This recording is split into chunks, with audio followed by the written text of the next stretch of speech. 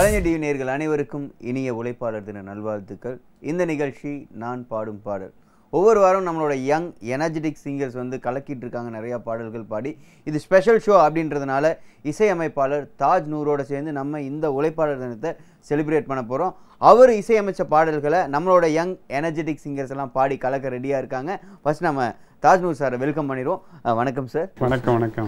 உழைப்பாளர் தின நல்வாழ்த்துக்கள். கண்டிப்பாக எல்லாருக்கும் மே தின வாழ்த்துக்கள், உழைப்பாளர் தின வாழ்த்துக்கள். இன்னைக்கு வந்து இந்த கலைஞர் டிவி மூலமாக இந்த புது சிங்கர்ஸை சந்திக்கிறதுல எனக்கு ரொம்ப மகிழ்ச்சி. எனக்கு இந்த ஷோஸ் வந்து நீங்கள் பார்த்துருப்பீங்கன்னு நினைக்கிறேன். கண்டிப்பாக ரொம்ப, அதாவது ரியலி இது ஒரு இந்த மாதிரி ஒரு சிங்கர்ஸை என்கரேஜ் பண்ணுறது வந்து அதில் எங்களுக்கும் இவங்களெல்லாம் எப்படி பாடுவாங்கன்றதை நாங்களும் ஐடென்டிஃபை பண்ண முடியும்.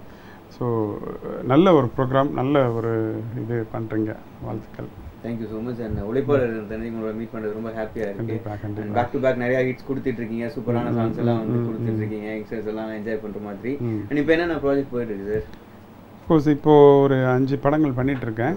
அதில் வந்து முக்கியமான ஒரு படம்னாக்கா சினேகன் அவரோட பூமி வரேன்னு ஒரு படம் போயிட்டுருக்கு. அப்புறம் நெடும்பா அப்படின்னா ரொம்ப எதிர்பார்த்து கொண்டு இருக்கக்கூடிய சங்கரி ராஜ்குமார் அவரோட படம் ஒன்று விரைவில் ரிலீஸ் ஆக இருக்குது.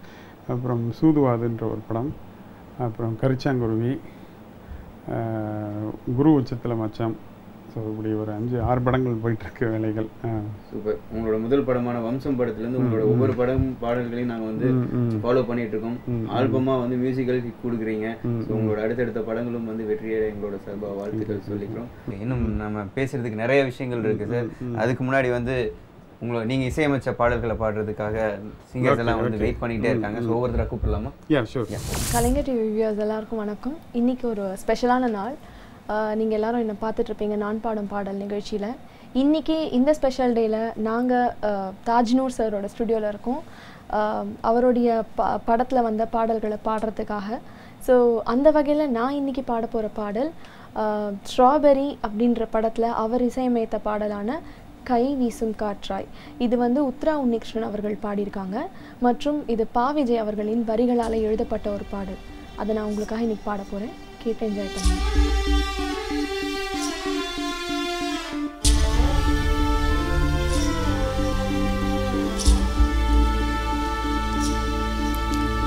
கை வீசும் காற்றாய் காத்திருப்பேன், உன்னை எங்கும் பார்த்திருப்பேன். இது கண்கள் நனையும் பாடல், என் நெஞ்சில் உறவின் தேடல். இல்லாத வண்ணம் நாணா, இறைவா உன் நியாயம் தானா, விதியா. கை வீசும் காற்றாய் காத்திருப்பேன், உன்னை எங்கும் பார்த்திருப்பேன்.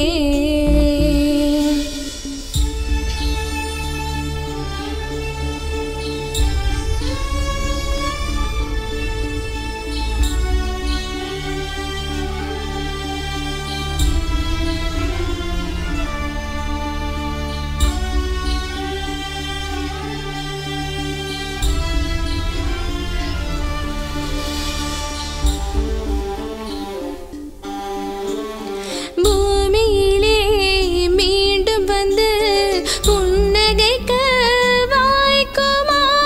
நான் தொலைத்த நாட்களெல்லாம் மறுபடியும் மலருமா? இந்த உள்ளமேங்குதே, தந்தை தாயை தேடுதே, வலிகள் கூடுதே. துள்ளி திரிந்த காலங்கள், பள்ளி சென்ற நேரங்கள், நெஞ்சம் கேட்குதே.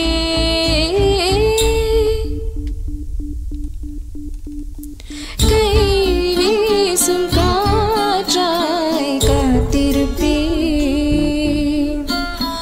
உன்னை எங்கும் பார்த்திருப்பேன்.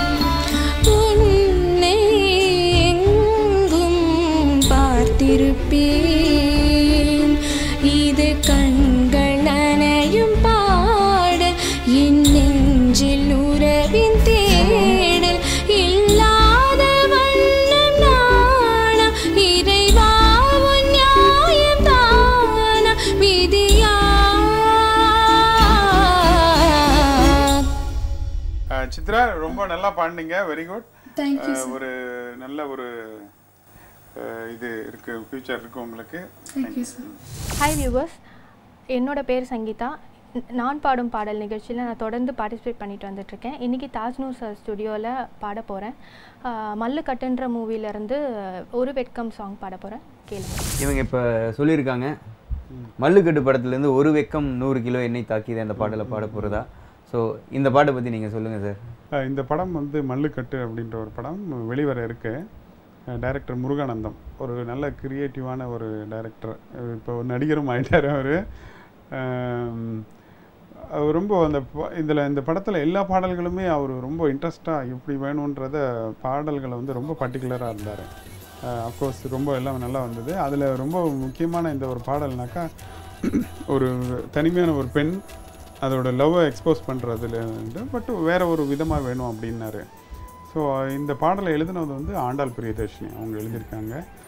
அவங்களோட முதல் பாடல் நான் எழுதினது. அதாவது அந்த வரிகளை பார்த்தாவே ஒரு வெக்கம் 100 கிலோ எண்ணெய் தாக்கியது ஏனோ அப்படின்ற மாதிரி ஒரு அளவு, அதாவது வெக்கத்தை வந்து ஒரு கிலோ கணக்கு சொல்லியிருக்காங்க. உண்மையாகவே ரொம்ப நல்லா இருந்தது இந்த பாடல். ஸோ இதை வந்து சங்கீதா எப்படி பாட போகிறாங்கன்னு பார்ப்போம். ஒரு வெக்கம் 100 கிலோ எண்ணெய் தாக்கியது ஏனோ, ஒரு மின்னல் 100 முறை கண்ணில் போக்கிறது ஏனோ, ஒரு காலம் 100 தனி மின்னல் காலடியில் ஏனோ, ஒரு மாயம் 100 தர நெஞ்சில் காவடியில் ஏனோ, அழி அழி அழி பகலிலும் நிலவுகள் தந்தாய், நடு இரவினில் வெளிச்சமாய் வந்தாய், அழகழக சோனமும் செய்தாய் நீ.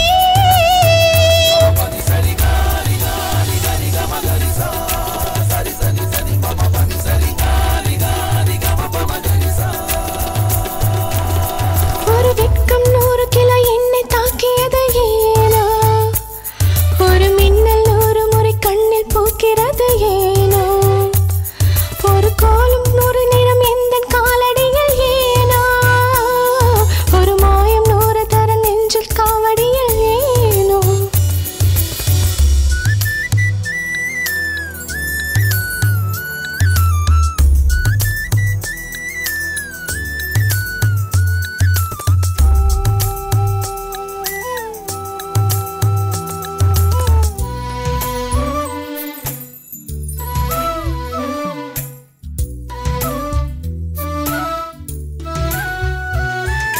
கிளிஞ்சலை சேர்க்கும் குழந்தையாய் உன்னை சேர்க்கிறேன், இது புரியுதா?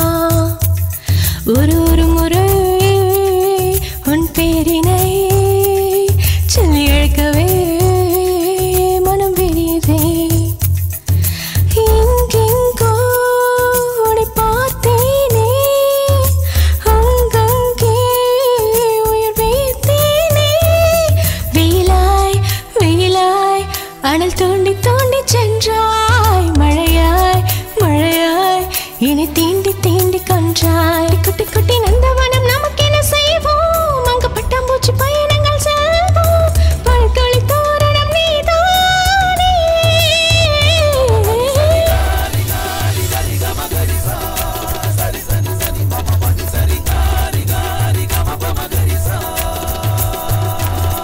ஒரு வெட்கம் 100 கிலோ எண்ணெய் தாக்கியது ஏனோ, ஒரு மின்னல் 100 முறை கண்ணில் போக்கிறது ஏனோ.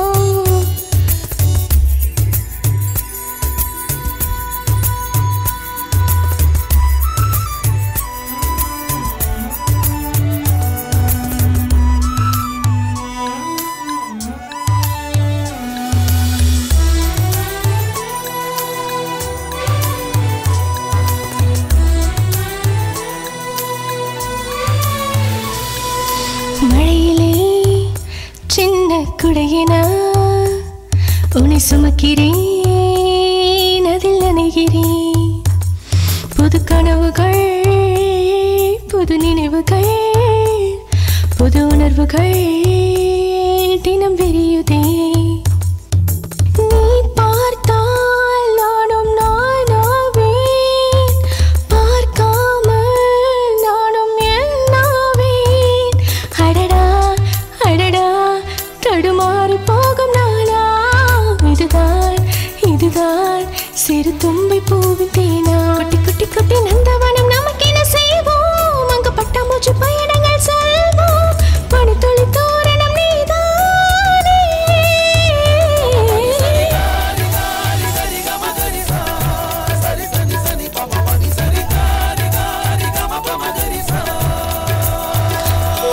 ஒரு வெட்கம் 100 கிலோ என்னை தாக்கியது ஏனோ ஒரு மின்னல் 100 முறை கண்ணில் பூக்கிறது ஏனோ ஒரு கோலம் 100 நிறம் எந்த காலடியில் ஏனோ ஒரு மாயம் 100 தரம் நெஞ்சு காலடியில் ஏனோ எலி எலி பகலிலும் நிலவுகள் தந்தாய் நடு இரவினில் வெளிச்சமாய் வந்தாய் அழகிய ரசமணம் செய்தாய் நீ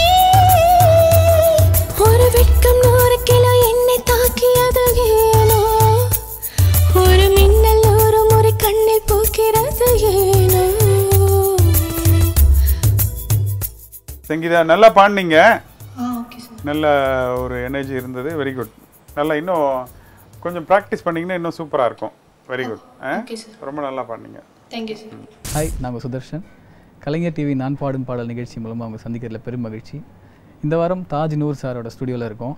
அவரோட திரைப்படம் வம்சத்துலேருந்து ஒரு பாடல் சூஸ் பண்ணியிருக்கேன். பாடல் பேர் வந்து மருதாணி பூவே. பாடியவர்கள் முகேஷ் மற்றும் சுருமுகி. முகேஷ் சாரோட ஸ்பெஷாலிட்டியே ரொம்ப ஹை ரேஞ்சான சாங். அவரோட வாய்ஸில் ஒரு மெலடியை சூஸ் பண்ணி சார் வந்து பாடிருப்பார். ரொம்ப அருமையான ஒரு மெலடி சாங். அது உங்களுக்காக பாடல பெரும் மகிழ்ச்சி. இவர் வந்து நீங்கள் உங்களுடைய முதல் படமான வம்சம் படத்துலேருந்து மருதாணி பூவை போல சூப்பர் ஹிட்டான பாட்டு, அந்த பாட்டை பாருன்னு சொல்லியிருக்காரு சார். உங்களோட முதல் படம், முதல் குழந்தை மாதிரி. ஸோ எப்படி இருந்துச்சு முதல் பட எக்ஸ்பீரியன்ஸ்? இந்த படத்துடைய சாங் வந்து எப்படி இயக்குனர் பாண்டியராஜ் அவர்கள் உங்கள்கிட்ட இருந்து வாங்கினாரு?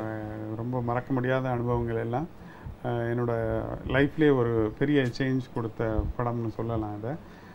அதுவும் பர்டிகுலராக இந்த பாடல் ஒரு மெலடி. ஃபஸ்ட் சாங் வந்து அந்த மன்னாதி மன்னரே அப்படின்ற ஒரு பாடல் பண்ணியிருப்பான். அது வந்து ஃபுல்லாக ஃபோக்கு ரிதம் பேஸ்டு. அது ஒவ்வொரு தேவர் குலத்தை பற்றி பேசிகிட்டு இருக்கோம். அதுலேயும் எல்லா டைரக்டையும் நீங்கள் சசிகுமார் சார், சமுத்திரக்கனி சார், பாண்டியராஜ் எல்லாத்தையும் நீங்கள் பாட வச்சிருக்கீங்க. அந்த முதல் படத்துலேயே எல்லாரையும் பாட வச்சேன், எல்லா டைரக்டரையும். இந்த பாடல் வந்து பர்டிகுலராக ஒரு மெலடி சாங் வேணும்ன்ட்டுன்னு இதை முத்துக்குமார் அவர்கள் தான் எழுதினாங்க. மருதாணி பூவை போல அப்படின்ற ஒரு ஆரம்பிக்கிற ஒரு வரி.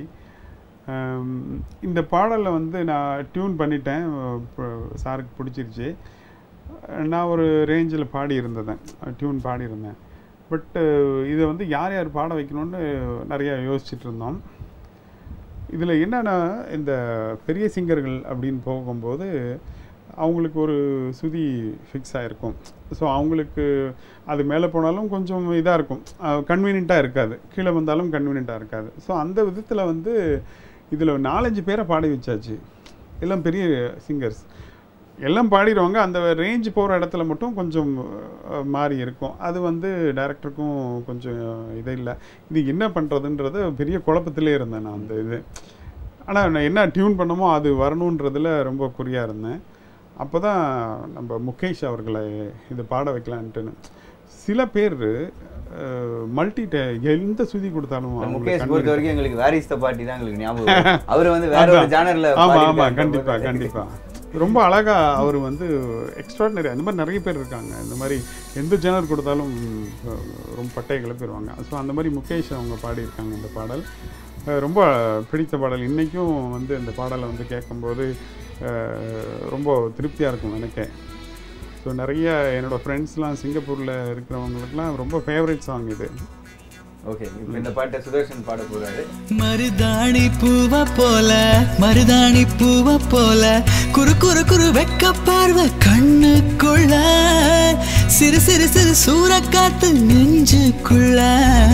மருதாணி பூவ போல, மருதாணி பூவ போல, குறு குறு குறு வெக்க பார்வை கண்ணுக்குள்ள, சிறு சிறு சிறு சூறக்காத்து நெஞ்சுக்குள்ள. மருதாணி பூவ போல.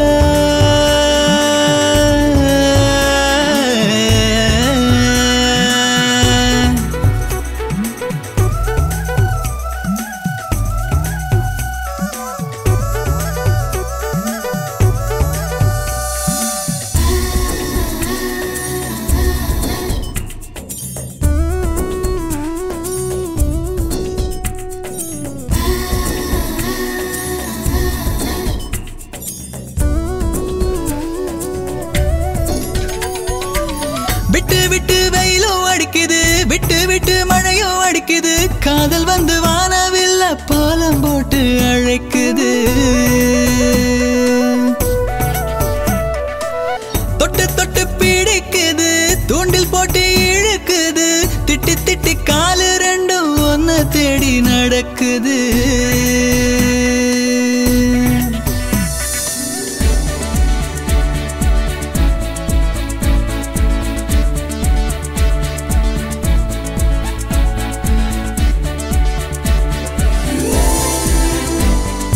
மருதாணி பூவ போல மருதாணி பூவ போல குறு குறு குறு வெக்க பார்வை கண்ணுக்குள்ள சிறு சிறு சிறு சூறக்காத்து நெஞ்சுக்குள்ள மருதாணி பூவ போல மருதாணி பூவ போல குறு குறு குறு வெக்க பார்வை கண்ணுக்குள்ள சிலு சிலு சிலு சூறக்காத்து நெஞ்சுக்குள்ள மருதாணி பூவ போல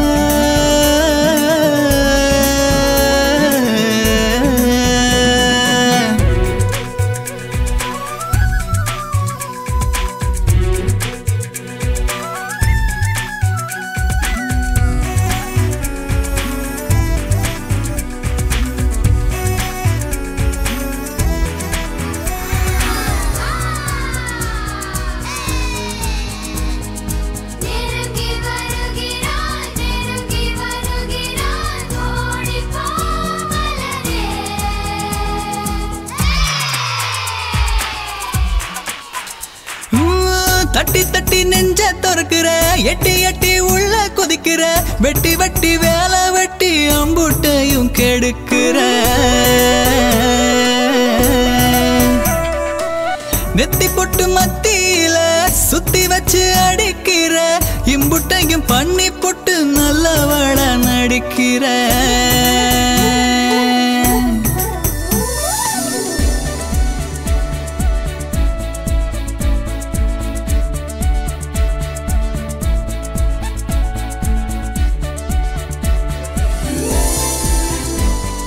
மருதாணி பூவ போல மருதாணி பூவ போல குறு குறு குறு வெக்க பார்வை கண்ணுக்குள்ள சிலு சிலு சிலு சூறக்காத்து நெஞ்சுக்குள்ள மருதாணி பூவ போல மருதாணி பூவ போல குறு குறு குறு வெக்க பார்வை கண்ணுக்குள்ள சிறு சிறு சிறு சூறக்காத்து நெஞ்சுக்குள்ள மருதாணி பூவ போல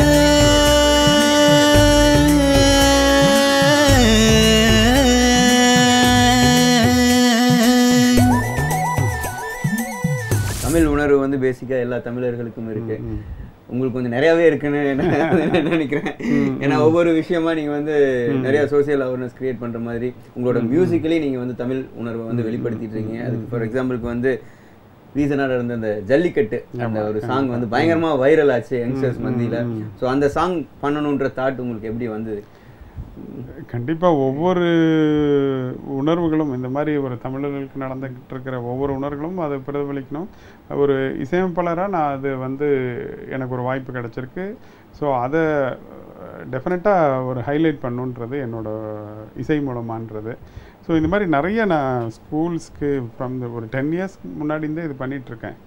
இந்த ஸ்கூல்ஸ்லாம் வந்து ஒரு ஆனுவல் டேனாக்கா ஒரு சாங்ஸ் ஏதோ சினிமா சாங்ஸ் போட்டு அதை டான்ஸ் பண்ணுவாங்க. அந்த பொண்ணுங்க கூட ஐ மீன் அது என்னென்னு அர்த்தமே தெரியாது, அதனால் டான்ஸ் பண்ணிகிட்ருப்பாங்க.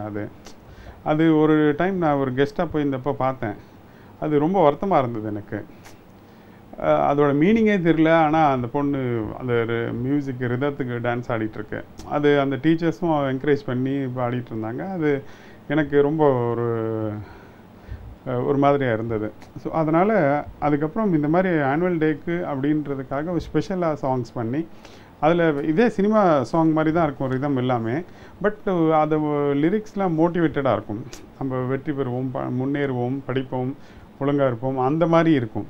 ஆனால் அதே மாதிரி இருக்கும் சேம் சாங் டைப் ஆஃப் இதில் அதே அந்த ரிதம் என்ஜாய்மெண்ட் இருக்கும், எல்லாமே இருக்கும்.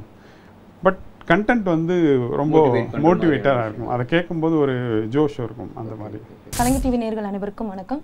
நான் உங்கள் ராஃபியா பேசுகிறேன். இன்றைக்கி தாஜ்நூர் சாரோட ஸ்டூடியோவில் நாங்கள் இருக்கோம்.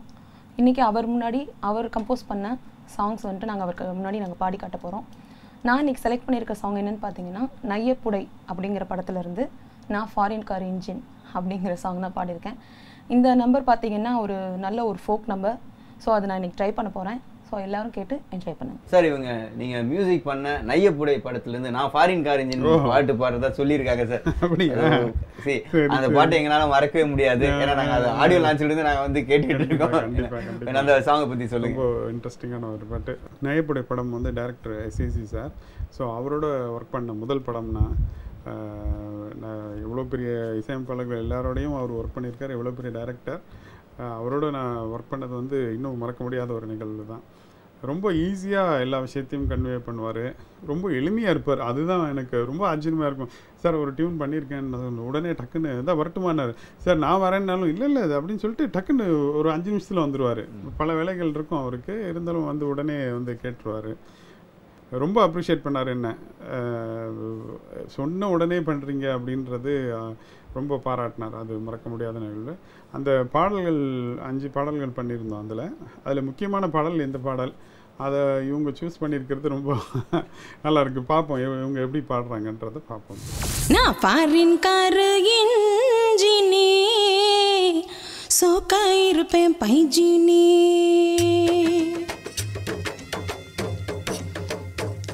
நான் ஃபாரின் கார் இன்ஜினே சோக்கா இருப்பேன் பைஜினே.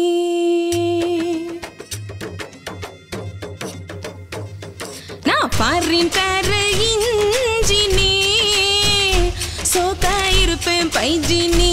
என்ன ஓட்ட தெரிய ஓட்டினாக்கா ஒன் சைட் போவேன் பைஜினி. வேலையெல்லாம் தெரிஞ்சுனே நீயும் நிக்காதடா மாமா கம்முன்னு. இதேகம் இருக்குடா கும்முன்னு வெளி தாண்டி வடா நீயும் ஜம்முன்னு. காரச்சட்டு நீ என்ன தோட்டு நீ ஆட்டம் போட்டுன்னு என்ன போட கூட்டின்னு. நான் ஃபாரின் கார் இன்ஜினி சோக்கா இருப்பேன் பைஜினி. என்ன ஓட்ட தெரிய ஓட்டினாக்கா ஒன் சைட் போவேன் பைஜினி.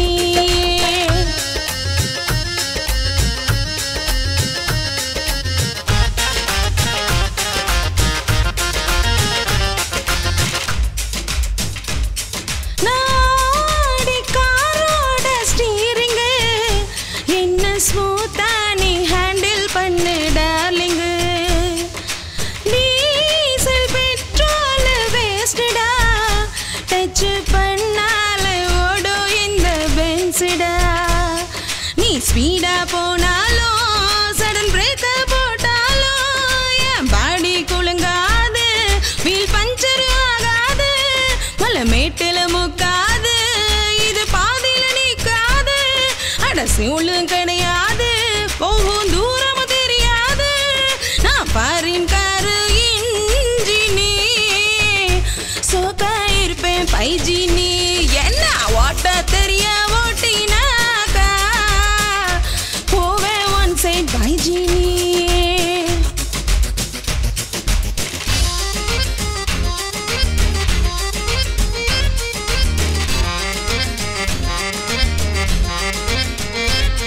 நான் கை கேட்ட சிக்கான பீசுடா என்ன லைசன்ஸ் இல்லாம டிரைவ் பண்ணுடா. ஃபாரின் ஃபேன்சி நம்பரு டச் பண்ணாதடா மச்சி பம்பரு. டம்மு டம்மாலு வாடா நீ நம்மாலு டிங்கு டிங்கோலு டிங்கரி நீ பாரு. நான் பவுலிங் பார்ட்னரு நீ கட்டிங் பார்ட்னரு. நீ தான் ஃபியூச்சரு மேல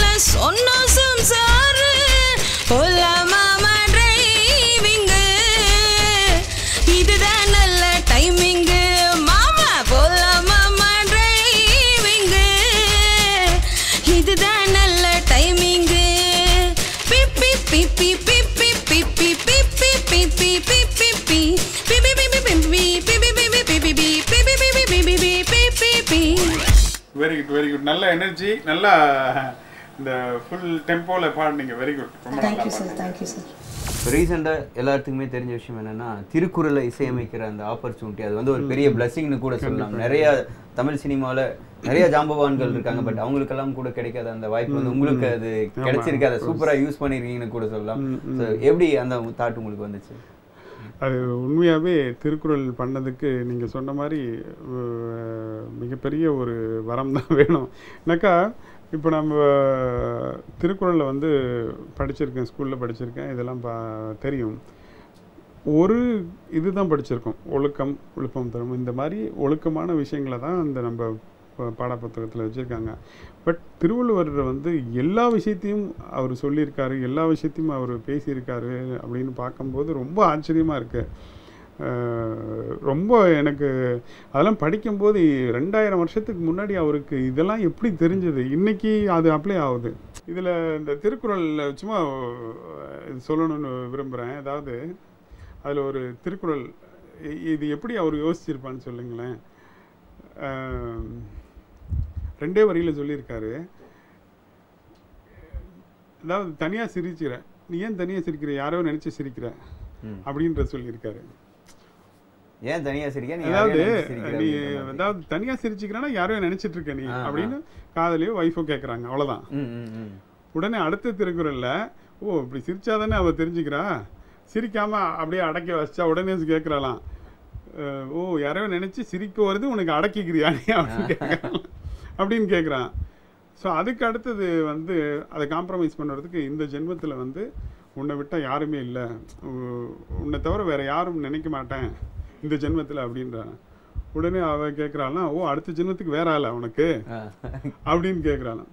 ஸோ இது எல்லாமே திருக்குறளில் இருக்குது. அடுத்தடுத்த குறளுக்கு அடுத்த குறளில் இந்த இது இதை யோசிச்சு பாருங்க, இன்னைக்கு உள்ள காலகட்டத்துக்கு அப்படியே பொருந்தது. ஸோ இந்த மாதிரி நிறைய விஷயங்கள் ரொம்ப ஆச்சரியமாக இருக்குது எனக்கு. திருக்குறளில் இவ்வளோ விஷயங்கள் சொல்லியிருக்காங்களா அப்படின்னு பார்க்கும்போது இந்த இப்போ நான் சொன்னேன் இல்லையா, இதே ஒரு பாடல் ஆக்கியிருக்கேன் நான். அப்படியே ஒரு 5 குறள் சாதனைன்னு தான் சொல்லுவேன். சாதனை இல்லை, ஒரு இன்ட்ரெஸ்டிங்கான ஒரு விஷயம். ஹலோ வியூவர்ஸ், நான் உங்கள் அபிநயா பேசுகிறேன். தொடர்ந்து இந்த நான் பாடும் பாடல் நிகழ்ச்சியில் கலந்துக்கிறதுல நான் ரொம்ப சந்தோஷப்படுறேன். இன்றைக்குள்ள ஸ்பெஷல் ப்ரோக்ராமில் தாஜ்நூர் சார் அவரோட ஸ்டூடியோவில் இருக்கோம். ஸோ அவரோட பாடல் தான் இன்றைக்கி நான் பாட போகிறேன். இன்றைக்கி நான் பாட போகிற பாடல் வந்துட்டு ஆராரோ ஆரிராரோ பாடல். ஸோ அவருக்கு முன்னாடி இந்த பாடல் நான் பாடுறதுல நான் ரொம்ப சந்தோஷப்படுறேன். இவங்க வந்து ஞானக்கிருக்கன் படத்துலேருந்து ஆராரோ ஆரிராரோ பாட்டு பாடுறேன்னு சொல்லியிருக்காங்க சார். ஸோ இந்த பாட்டு கம்போஸ் பண்ண அந்த எக்ஸ்பீரியன்ஸ் எப்படி இருந்துச்சு? இந்த படம் வந்து இந்த பாடல் இடம்பெற்ற படம் வந்து ஞானக்கிருக்கன் அப்படின்றது டைரக்டர் இளையதேவன், ஒரு புது டைரக்டர், பட் ரொம்ப ஃபோர்ஸான டைரக்டர். ரொம்ப இதுலேயும் பாடல்கள் வந்து ரொம்ப நல்லா வந்திருக்கும். இந்த பாடல் 300 நாள் உன்னை சுமந்த நடி, அதாவது எவ்வளோ அழகாக சொல்லியிருக்கார் பாருங்களேன். 10 மாதன்றத 300 நாள் எப்படின்னு சொல்லியிருக்காரு. அந்த இதை அதை வந்து கபிலன் அவர்கள், பாடலாசிரியர் கபிலன் அவர்கள் எழுதினாங்க. ரொம்ப அழகாக இருக்கும் அந்த வரிகள். பாடலை கேட்கும்போது தெரியும் உங்களுக்கு. இது சுவேதா அவர்கள் பாடியிருந்தாங்க. ரொம்ப அவங்களும் 2-3 டைம் இந்த பாடல் பாடிட்டு எனக்கு ஃபோன் பண்ணாங்க, சார் அதே இது போயிட்டுருக்கு சார், இன்னும் அப்படியே டியூன் மைண்டில் இருக்குது சார் அப்படின்ட்டு. ஸோ இதை இவங்க எப்படி பாடுறாங்கன்னு பார்ப்போம். ஆராரோ ஆரிராரோ ஆதரிப்பார் யாரெவரோ, கண்ணாயின் கண்ணிரண்டில் கண்ணீரை தந்ததாரோ, உய் தந்த தகப்பனுக்கு ஒத்தாசை செய்வதாரோ, தாய் நாட்டு பள்ளியில தந்தை தான் வாத்தியாரோ,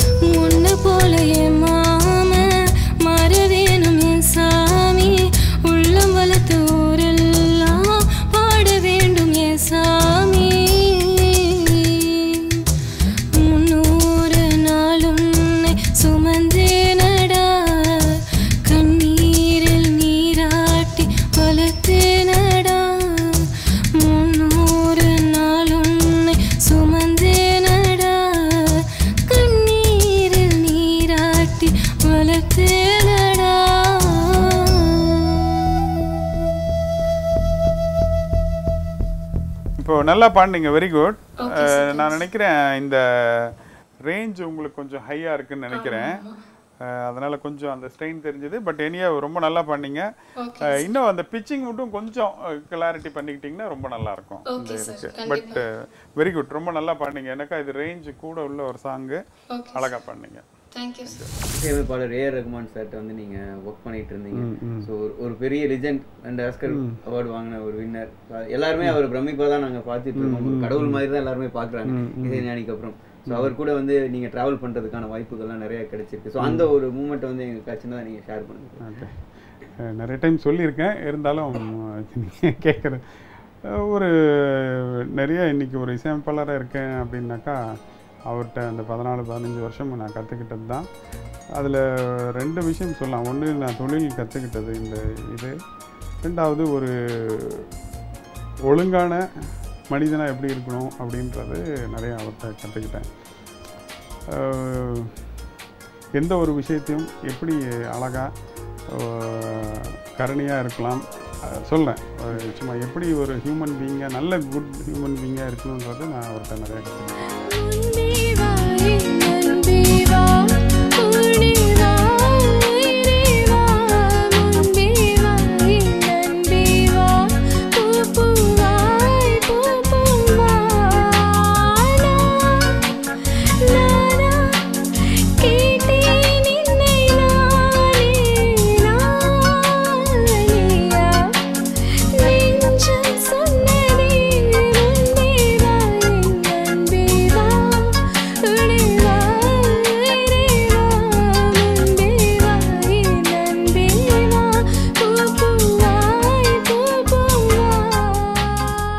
இந்த பாடல் வந்து ஜில்லுன்னு ஒரு காதல் அப்படின்ற ஒரு படத்தில் ரஹ்மான் சார் மியூசிக் பண்ணியிருந்தார்.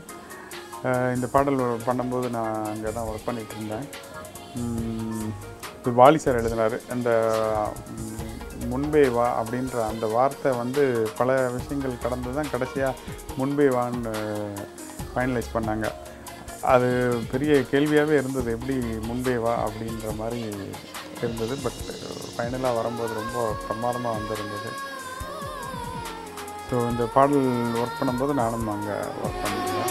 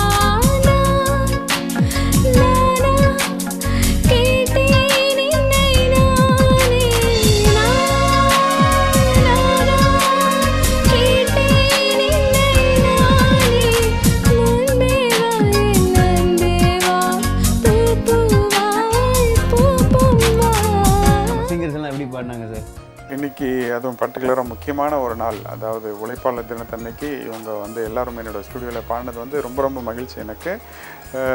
அவங்களோட அந்த சில விஷயங்களை நான் சொல்லியிருக்கேன், அதை அப்டேட் பண்ணி அவங்க பெரிய அளவில் வெற்றி பெறணும். அவங்க பெரிய வாய்ப்புகள் கிடைக்கும். கண்டிப்பாக என்னோடய பாடல்கள்லேயும் அவங்களுக்கு வாய்ப்பு தருவேன். இன்றைக்கி உழைப்பாளர் தினம். ஸோ எந்த ஒரு விஷயம் உழைப்பு இல்லைன்னா கிடைக்காது, ஒரு பெரிய வெற்றி அடையாதுன்றது எல்லாருக்கும் தெரிஞ்ச விஷயம்தான். இந்த உழைப்பாளர் தினத்தில் நான் உங்களுக்கு உங்களோட பேசுகிறது, உங்கள்கிட்ட என்னோடய விஷயங்களும் பகிர்ந்துக்கிறது வந்து ரொம்ப ரொம்ப மகிழ்ச்சி. நன்றி.